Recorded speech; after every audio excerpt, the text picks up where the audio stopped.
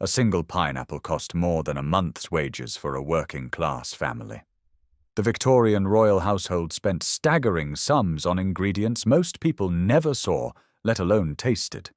Exotic fruits shipped from distant colonies, rare spices worth their weight in silver, wines that cost more than houses.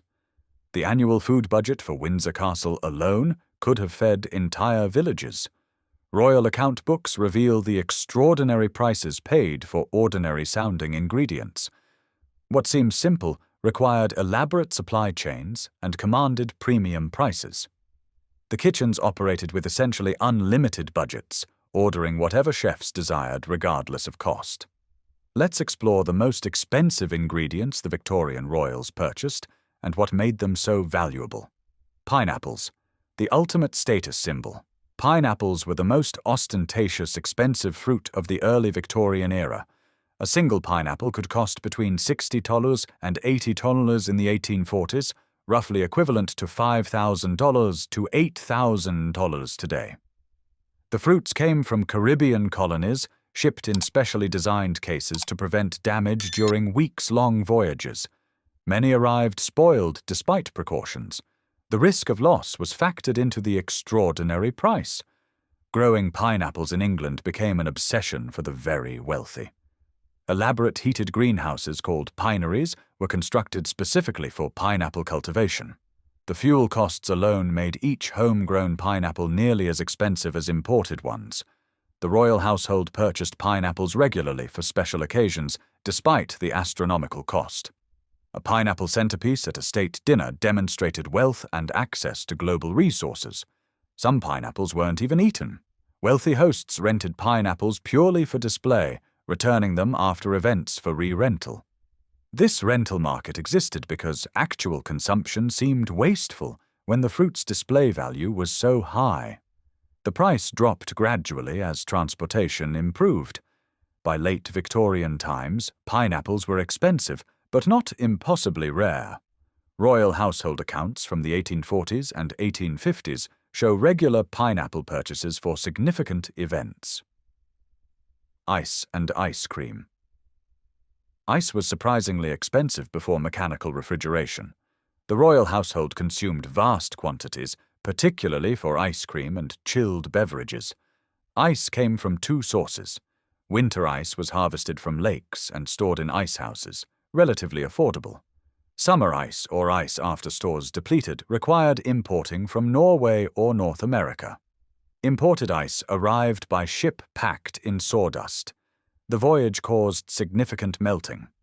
A ton shipped from Norway might yield half a ton upon arrival. The price reflected these losses.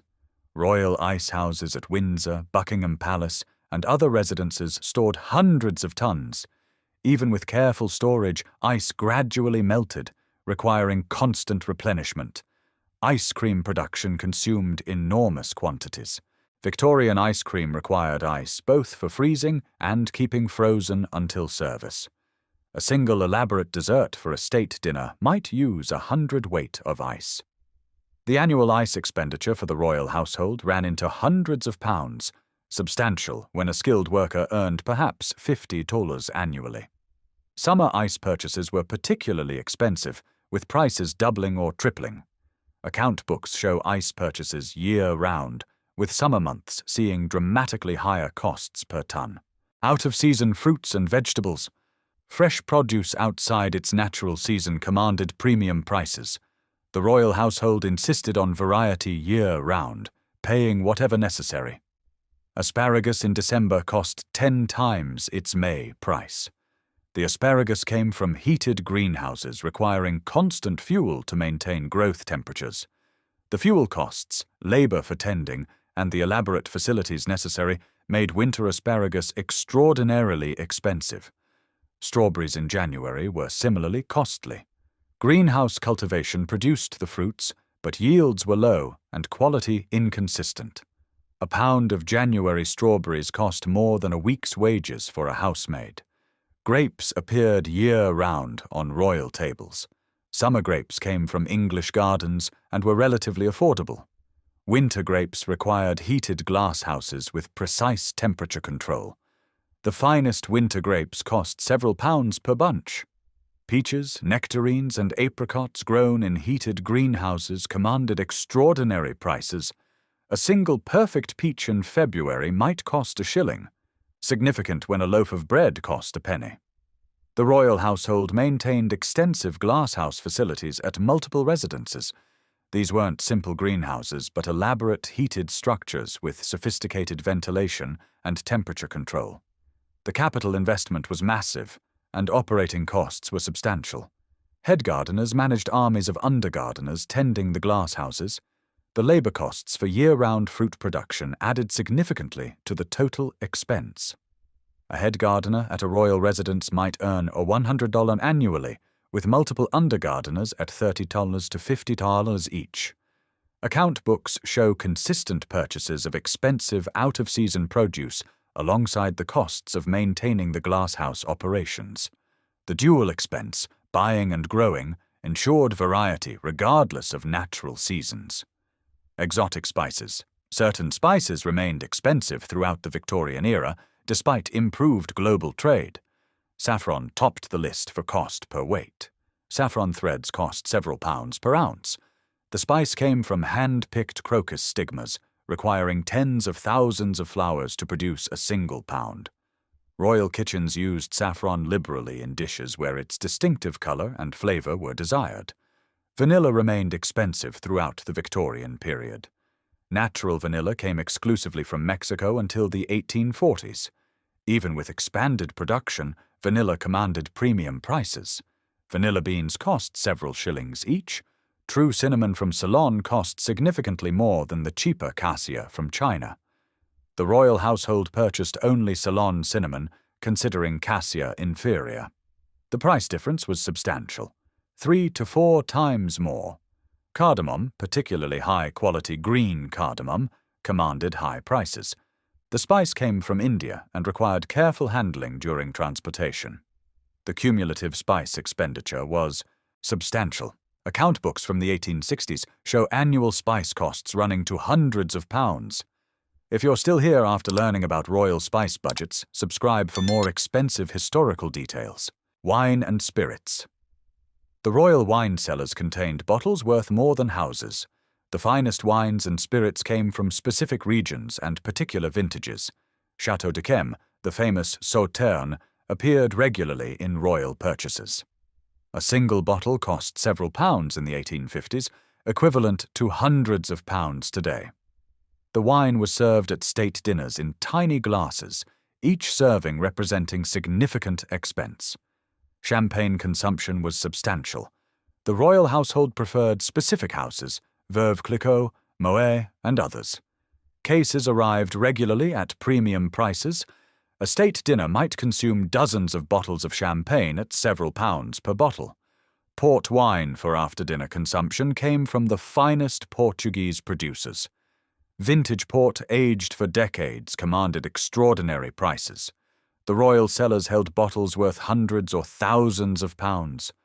Cognac and other brandies from renowned producers appeared in royal accounts at prices reflecting their quality and age. A bottle of 50-year-old cognac might cost $20 or more, roughly equivalent to $2,000 today. The scale of wine purchasing was enormous. Annual wine expenditure for the royal household ran into thousands of pounds. The cellars at major residences held tens of thousands of bottles, representing wealth that would rival modern art collections. Wine management required dedicated staff. Cellar masters supervised the storage, cataloguing, and serving of wines. Under-butlers assisted with inventory and retrieval. The labor costs for wine management added to the overall expense. Account books show wine purchases categorized by type and origin. The meticulous record-keeping tracked not just costs, but specific vintages and producers, ensuring the royal cellars maintained appropriate stock of the finest available wines. Hothouse produce. The royal household's commitment to fresh produce year-round drove massive expenditures on hothouse operations. Melons grown in heated glasshouses required constant attention and substantial fuel. A single perfect melon in winter might cost £1 or more. Cucumbers available year-round came from heated cucumber houses. specialized structures designed specifically for cucumber cultivation. The dedicated facility for a single vegetable demonstrates the extremes of Victorian royal gardening.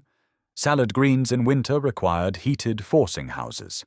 Lettuce, endive, and other greens grew in soil warmed from below. The fuel costs and labor made winter salads expensive luxuries. Tomatoes were grown in heated houses. The fruits commanded premium prices, particularly out of season. A pound of winter tomatoes cost more than a housemaid's weekly wage. The construction and maintenance of these facilities represented massive capital expenditure. A modern heated glasshouse cost thousands of pounds to build. The royal household maintained multiple such structures at each major residence. Fuel costs for heating were substantial.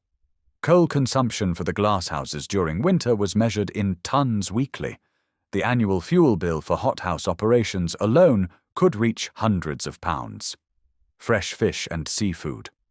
Fresh fish delivered daily to royal residences came at premium prices reflecting the elaborate supply chain required. Salmon arrived from Scotland, packed in ice, and transported by express rail.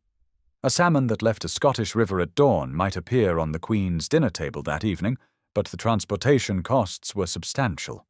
Oysters came from the cleanest beds, carefully selected for royal consumption. The price per dozen was many times what ordinary consumers paid. Turbot, sole, and other luxury fish were purchased daily when the household was in residence. The fish came from specific fishermen known for quality. The premium paid for guaranteed quality was significant. Lobster and crayfish appeared regularly on royal menus. Only the largest and finest specimens were acceptable, regardless of cost. The logistics of daily fish delivery to multiple royal residences required dedicated suppliers and transportation arrangements. Account books show daily fish purchases with costs varying by season and availability. Specialty meats. The finest meats from specific sources commanded prices far above standard market rates. Beef from particular estates known for quality appeared on royal tables exclusively. The cattle were raised on specific diets, aged properly, and delivered at precise times. The premium for this guaranteed quality added substantially to the cost. Venison from royal estates was technically free, but the land management, gamekeeping, and processing costs meant each haunch represented significant investment. The estates were maintained partly for their ability to provide game for royal tables. Lamb from specific Welsh and Scottish regions commanded premium prices. The breeds and feeding methods produced meat that royal chefs considered superior. The sourcing was exact, with suppliers maintained across decades. Poultry, including specially raised chickens, geese, and ducks, came from suppliers who raised birds specifically for the royal household. The feeding, housing, and preparation methods produced birds of exceptional quality at exceptional prices. Game birds during shooting season came from royal estates and from shoots attended by the royal family. The costs of maintaining game populations, employing gamekeepers, and organizing shoots were substantial. Each pheasant or grouse represented significant expenditure beyond simple market price. Specialty items like ortolans, tiny birds considered delicacies, were imported at enormous cost. These extravagances appeared at the most important state occasions, representing the ultimate in luxury dining. Tea and coffee. The finest teas commanded prices that would shock modern tea drinkers. The royal household consumed only the highest grades. First flush Darjeeling from specific estates cost several pounds per pound in the 1870s and 1880s. This tea, picked in early spring from particular gardens, was considered the finest available. The royal household ordered it regardless of price. Certain Chinese teas, particularly aged oolongs and rare varieties, cost even more. These teas came from specific mountains and required elaborate shipping arrangements. A pound of the finest tea might cost $5 or more. The variety maintained by the royal household was extensive. Account books list dozens of tea types from different regions and producers. Maintaining this variety meant purchasing small quantities of extremely expensive teas alongside larger quantities of high-quality daily teas. Coffee similarly came from specific sources. Blue Mountain coffee from Jamaica commanded premium prices. Coffee from particular estates in Ceylon or Java cost substantially more than standard varieties. The coffee and tea expenditure for the royal household ran to hundreds of pounds annually. The quantities consumed were substantial, but the insistence on quality kept costs high. Tea and coffee service required specialized equipment and knowledgeable staff. The investment in silver services, proper storage, and trained servants added to the overall cost of these beverages. Chocolate and cocoa. Fine chocolate was expensive throughout the Victorian era. The royal household purchased only the highest quality chocolate for drinking and cooking. Drinking chocolate came from specific manufacturers who produced superior products. The chocolate was often imported from France or Switzerland, where production methods were considered more advanced than English techniques. Cocoa powder for cooking and flavoring cost substantially more than the cheaper varieties available to ordinary consumers. Royal accounts specified particular brands and types, ensuring consistency in royal kitchens. Chocolate confections, bonbons, truffles, and other treats were purchased from exclusive confectioners in London and Paris.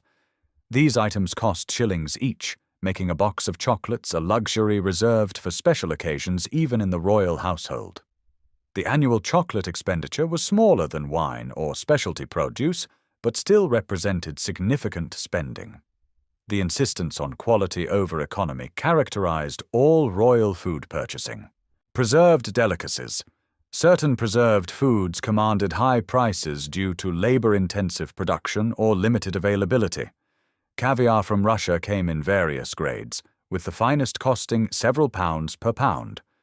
The royal household purchased caviar for special occasions, serving it sparingly despite having essentially unlimited resources. Truffles, both black and white, appeared in royal accounts at extraordinary prices. Fresh truffles from France or Italy cost pounds per ounce. The delicacy was used sparingly even in royal kitchens, reserved for the most important dishes. Foie gras imported from France commanded premium prices. The product was purchased in tins or fresh, when diplomatic pouches from France made rapid transport possible. Preserved exotic fruits, candied citrus from France, preserved ginger from China, glacé fruits from Italy, all appeared in royal accounts at prices that seem absurd for what were essentially candies. The quality and sources were specific, ensuring consistent products. These specialty items were purchased in moderate quantities, used to enhance rather than dominate dishes. The cumulative expense was substantial, despite the small amounts used in any individual preparation. The scale of expenditure. The total annual food budget for the royal household was staggering. Published accounts and household records reveal spending that would equal millions today.